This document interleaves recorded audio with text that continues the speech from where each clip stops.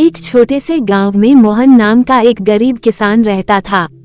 उसके पास बहुत ही छोटी सी जमीन थी और वो अपने परिवार का पेट भरने के लिए कड़ी मेहनत करता था। लेकिन फसल से इतनी आमदनी नहीं होती थी कि वो अपनी परिवार की जरूरतें पूरी कर सके। एक दिन गांव के बड़े जमींदार ने सबको बुलाकर कहा, गांव वालों, पास के जंगल में एक गुफा है जिसमें सोने का खजाना छिपा हुआ है। ये सुनते ही सब चौंक गए। जमींदार ने आगे कहा, जो भी उस गुफा से खजाना निकाल कर लाएगा उसे आधा खजाना मैं दे दूंगा। मोहन के मन में उम्मीद जागी, क्या यह मेरी गरीबी दूर करने का मौका हो सकता है। उसने ठान लिया कि वो गुफा में जाएगा। अगले दिन वो जंगल की ओर चल पड़ा।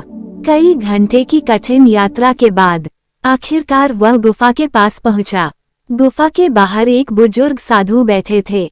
उन्होंने मोहन को रोककर कहा, बेटा, इस गुफा में खजाना तो है, लेकिन उसे पाने के लिए तुम्हें अपने दिल से लोभ और डर को निकालना होगा। मोहन ने साधु की बात सुनी, लेकिन खजाने का लालच उसके मन में गहरा था। उसने साधु की चेतावनी को नजरअंदाज किया और गुफा के अंदर चला गया। जैसे ही वह खजाने के करीब पहुंचा, उसके मन में डर और लालच ने जगह बना ली।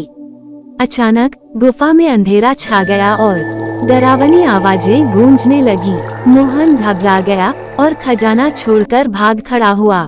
गुफा के बाहर साधु ने मोहन को शांत किया और कहा, बेटा, जीवन का सबसे बड़ा खजाना मेहनत, ईमानदारी और संतोष में है। लालच और डर केवल इंसान को बर्बाद करते हैं।